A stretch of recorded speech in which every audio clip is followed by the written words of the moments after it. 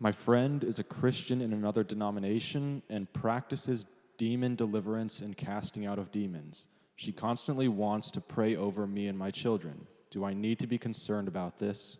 She lives in another state. I've actually seen people who don't have authority praying over people. Actually, the person themselves who prayed became possessed, and also the person who was being prayed over became possessed. And the reason being is because they don't have authority. Now, demons operate entirely under an authority structure. Let's back up and explain this a little bit, because this gives an indicator of how people have to understand this. When the angels were created, God, as I mentioned, they had this perfect comprehension. But at that same moment of creation, God then infused all of the essences of all of created things that would ever exist.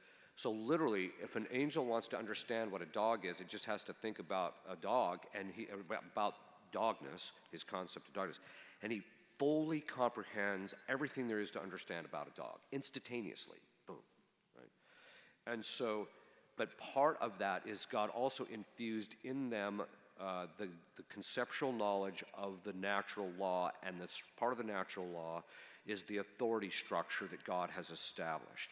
And that means that they understand exactly where the lines of demarcation are between authority and not authority.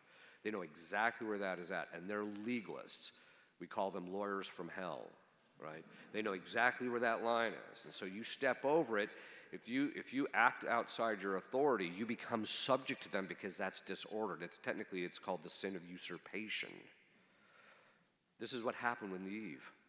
When she actually ate the fruit, the fathers of the church tell us that when Eve ate the fruit, what happens is she stepped outside a twofold authority. The first is she stepped outside the authority of God, who said, don't eat the fruit.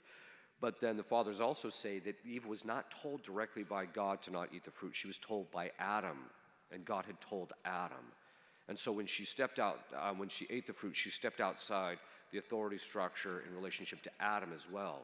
The two principal functions of authority are to provide and to protect. And that meant that Eve stepped outside the protection of her husband. This is why I tell women, if you try and control your husband, that's usurpation, and you're stepping outside, and this is why you're going to get whacked, right? And this is one of the reasons why I just tell people, if you look at the curse of Eve and you look at all the things that Eve wanted, like self-sufficiency and this and that, independent of Adam, if you look at the modern feminist movement, it's just the curse of Eve on steroids, right? So, and how do we know is the women are miserable. You know, you get these women who are really strong feminists and they're just miserable. They're not happy, right? Okay. So why am I going into this? Someone like that who wants to pray over you, they don't have authority over you. And as a result of that, you are entering into a disordered situation and the demons can get involved. They don't always, because God will block them in many cases. But I just tell people, look, unless it's a priest, don't have him pray over you.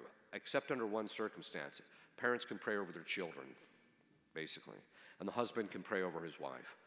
But that's it. Outside of that, you're acting contrary to the authority structure and you're going to get attacked. A lot of times people that do that will say, well, I'm not being attacked. All you have to do is ask them one question. What's your family life like? Because what happens is, if they can't attack the individual, they move laterally and start attacking their family.